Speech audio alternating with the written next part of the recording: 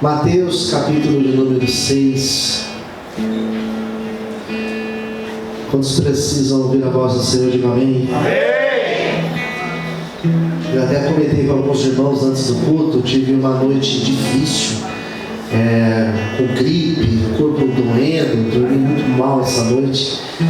E eu cheguei a acreditar que eu não conseguiria estar aqui nessa manhã. Até conversei com a minha esposa para que ela ministrasse a palavra, né? Porque eu não estava realmente bem, mas graças a Deus estou melhor, mas ainda não estou 100% não, mas já estou melhor para a glória de Deus. E creio que Deus vai falar com você nessa manhã. Diga para quem está ao seu lado, diga: Deus vai falar com você nessa manhã. Fala assim: Deus tem uma palavra para você nessa manhã. Quem precisa ouvir a voz do Senhor, diga amém. Então vamos lá, Mateus capítulo 6. Nós estamos falando sobre a oração chamada oração do Pai Nosso.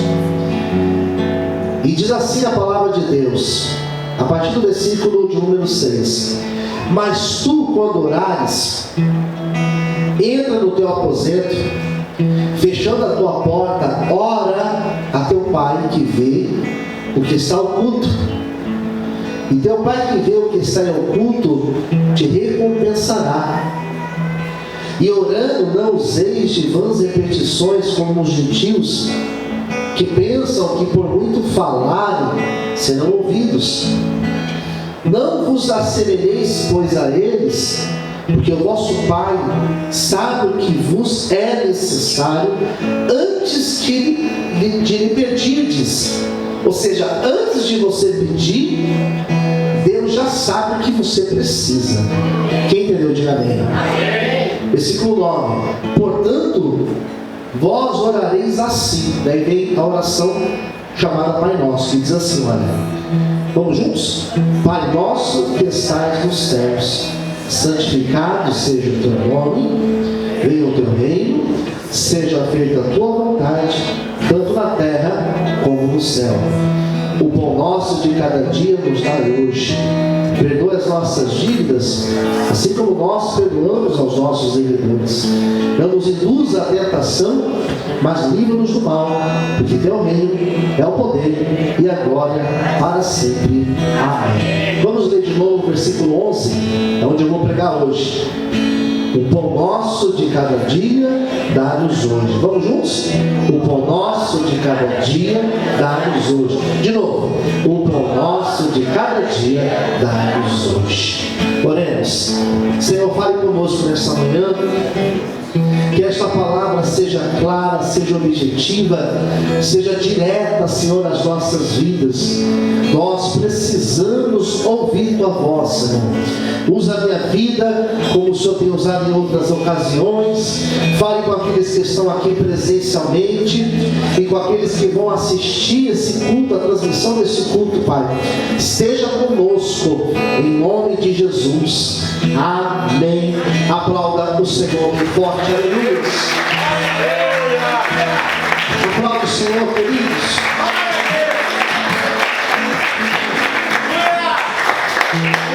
A oração do Pai Nosso, e nós temos sido ministrados por Deus através dessa oração.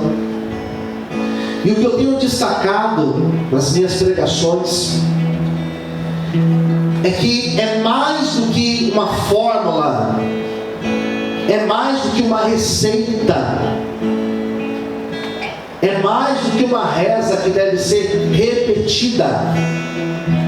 A oração do Pai Nosso, ela fala dos princípios que a nossa oração ela deve orbitar.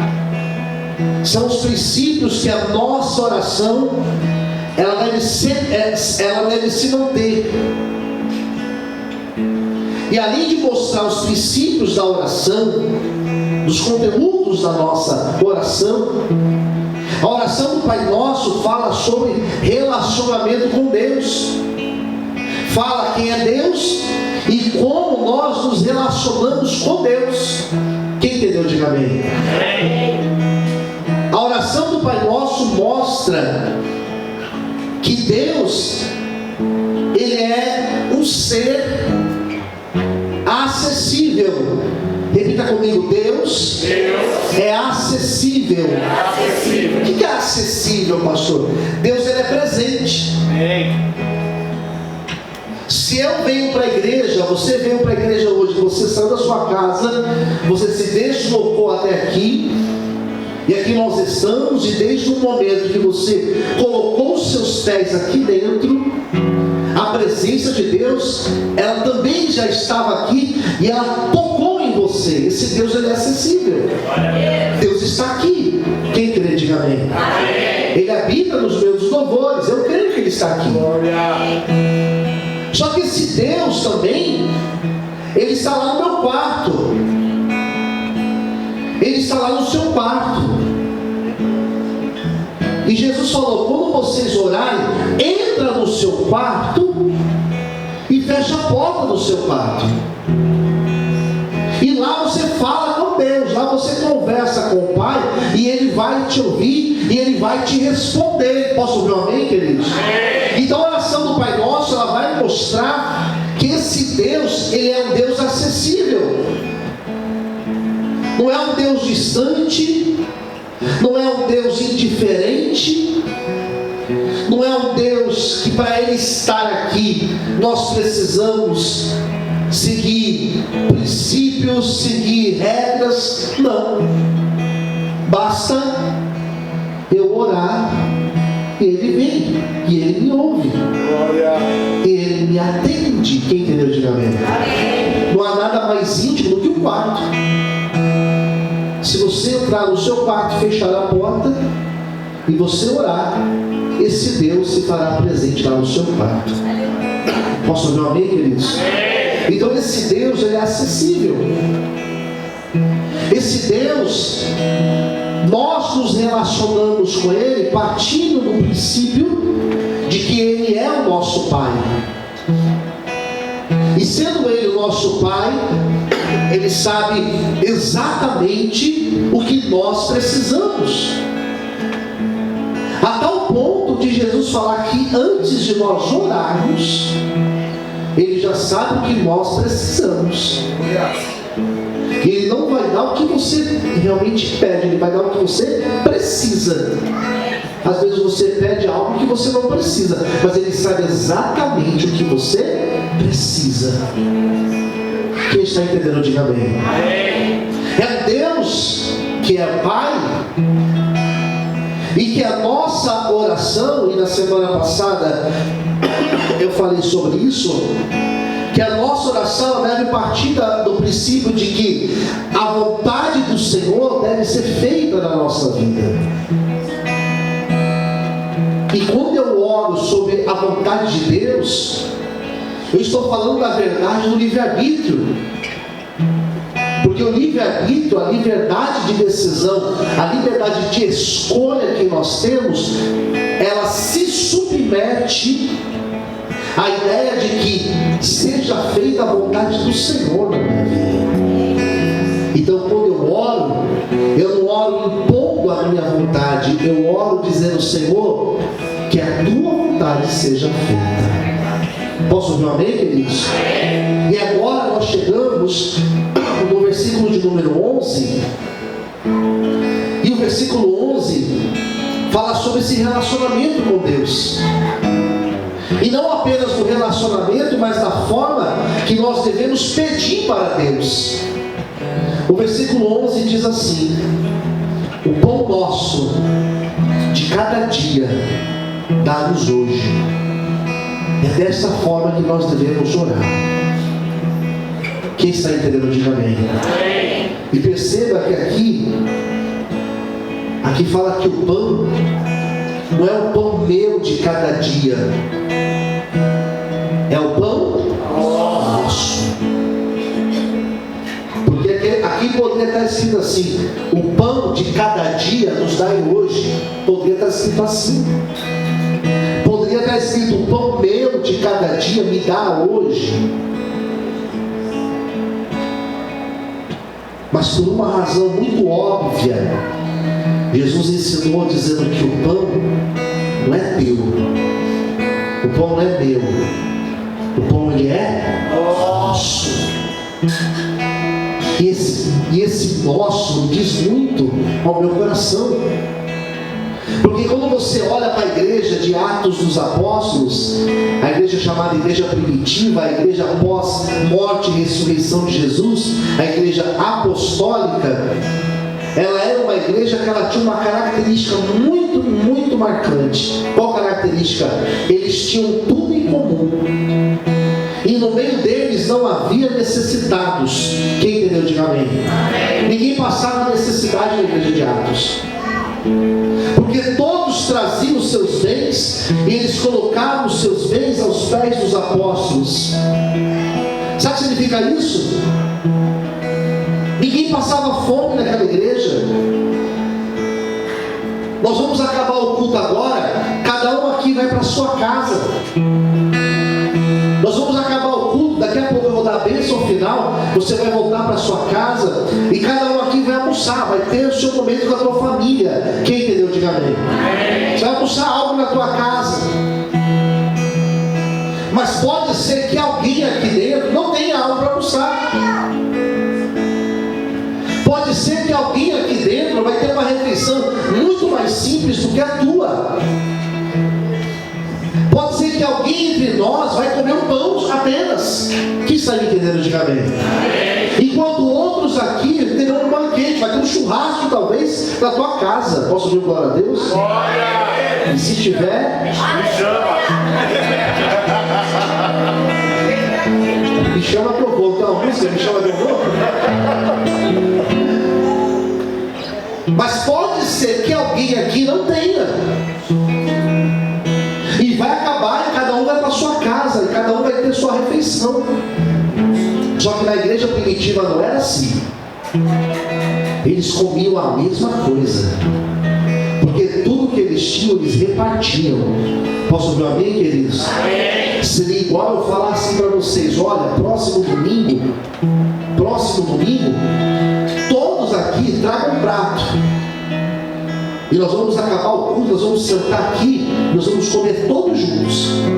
Daí se eu trouxer um frango, você vai comer um frango que eu trouxer. Se a irmã trouxer uma lasanha, nós vamos comer da lasanha que a irmã trouxe. E nós vamos repartir tudo. É isso. Como é? É isso que aconteceu naquela igreja. Quem entendeu? Diga amém. Eles repartiam tudo. A ideia do pão ser nosso significa: o pão, ele tem que ser repartido. E esse pão aqui, isso aqui fala de prosperidade. Esse pão fala de prosperidade. Quem está me ouvindo, diga amém. E prosperidade, queridos, é uma consequência. Prosperidade é uma consequência do nosso relacionamento com Deus. Você quer saber se Deus vai prosperar a vida de uma pessoa? Deus pode contar com essa pessoa. Você quer saber se Deus vai prosperar essa igreja? Deus pode contar com essa igreja. Você quer saber se Deus vai prosperar a minha vida? Deus pode contar com a minha vida. Porque Deus não vai dar o pão para mim para que eu venha acumular pão. Se existe algo que Jesus sempre rebateu, sempre foi contra, é o acúmulo.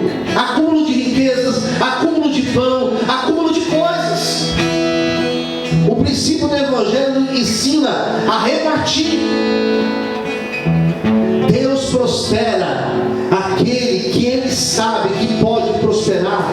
Porque se Deus prosperar, o pão vai ser nosso. Se Deus prosperar, vai repartir. Se Deus prosperar, vai ter um coração abençoador. Você quer prosperar? Então abençoe e reparta. E a prosperidade ela virá sobre a tua vida.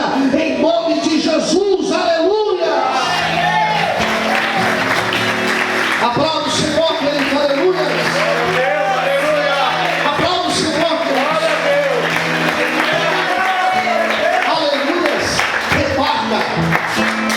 Aprenda a repartir. Por isso que o pão é nosso. Eu lembro alguns anos atrás, na época da pandemia, quando a pandemia estava na alta, né? E eu lembro que nós ganhamos muitas doações. Lembra, irmã Ione? Você lembra disso? A gente ganhou muitas doações. Eu lembro que chegou naquela época uma grande doação da Cacau Show na época. Chegou panetone, chegou chocotone, mas chegou assim, algo como 500, 600 unidades. Muita coisa, irmãos, muita coisa mesmo. E quando chegou, eu lembro que nós começamos a repartir para os membros, para os irmãos. Era pandemia, a igreja estava fechada, mas acontecia cultos, né? Com a porta fechada, menos pessoas. E aqui na porta começaram a vir muitas pessoas pedindo alimentos para nós. Eu lembro de um dia que nós ajudamos 104 pessoas, que estavam aqui na porta para a gente ajudar. E a gente ajudava, repartia. E era uma época que, como todas as pessoas tiveram os seus abalos financeiros, foi uma época que Deus foi muito fiel nessa casa. Deus não deixou faltar provisão nessa casa. E eu nunca recebi tantas doações, a igreja nunca foi tão abençoada como nesse período. E teve uma pessoa que chegou para mim e falou assim: pastor, por que ao invés de dar esses panetones, chocotone, que custa, sei lá, 30, 40 reais, por que não vende? Vende por um valor simbólico, tipo 5 reais, e o valor entra como oferta para a igreja. Falei, está repreendido em nome de Jesus, porque o Senhor nos deu para a gente repartir. E se Deus não puder contar comigo nesse momento, Ele vai contar comigo quando? É agora que as pessoas precisam. Então dia a dia que a gente dava arroz, dia a dia que a gente conseguia feijão, doava feijão. O que chegava, a gente doava. E todos os dias tinha doação aqui na porta para a glória de Deus. Todos os dias. Glória! Aleluia! E não vendeu? Não vendeu. Foi repartido.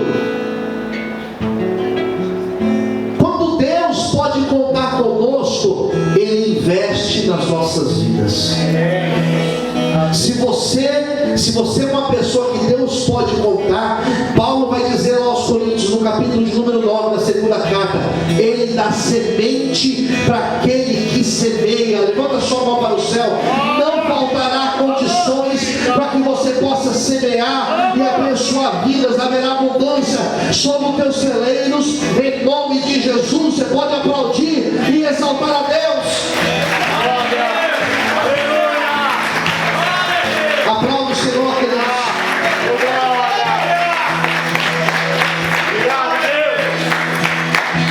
Então o pão tem que ser nosso. Aqui fala de repartir.